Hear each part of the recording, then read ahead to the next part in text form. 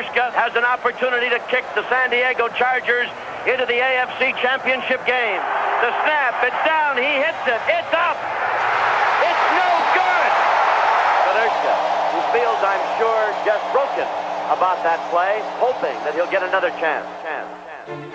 For most, missing a winning kick in one of the greatest games in NFL history would be a bitter disappointment. But for Rolf Bernurska, it was simply another step in a journey that began in 1978. The second season of my career, I came down with what I thought was the flu. I had fever, I had abdominal crampiness. There were 3 or 4 other guys in the team that had it as well, but theirs went away and mine progressed. That season was one of the most statistically successful of my career, but there should have been a little footnote that said the young kicker was dying. At the time, it was very difficult to grasp just how sick Rolf was getting. Oh, your stomach's upset. You'll be fine. What, you had too much to drink last night or a bad burger? We weren't ready for somebody to be that sick.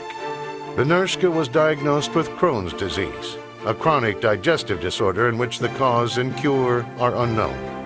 Rolf suffered in silence for over a year as treatments failed to control the disease.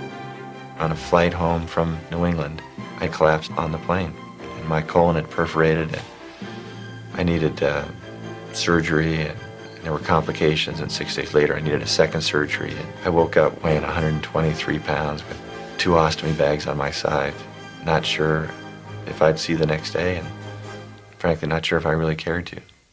Shortly after his release from the hospital, with his body frail and his spirit weakened, Rolf was invited to a game.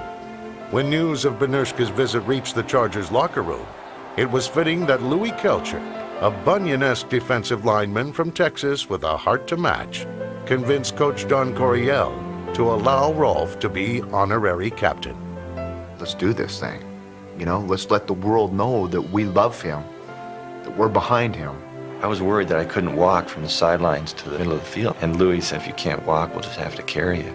And as I walked out, the stadium spontaneously stood and applauded. I had no idea that they had been following me. And by the time I got to the middle of the field, I was just in tears. Watching Big Louis holding hands with their little kicker. It's pretty neat.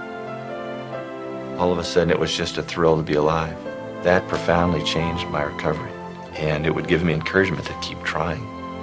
With support from fans, family, and friends, Bernurska returned to the Chargers in 1980. A year later, Rolf's courage would be tested again in one of the greatest games ever played. In many ways, that game was like a metaphor for my life. When it really didn't look like I was going to live, I was spared and given a second chance. In this game, a kicker misses a kick in overtime, they never get a second chance. The 29-yard field goal try to win it. The snap. It is down. It is up. It is good. Remarkably, I was given a second chance and was lucky to make it. That made me realize the same opportunity exists in life. The question then becomes, how are you going to use it? I go back to Rolf always preaching, it's the journey, not the destination. I'm thinking, who would put somebody in a situation like this to experience this journey? Why? Maybe that was all part of the master plan. I heard somebody say once that wisdom is a tough teacher.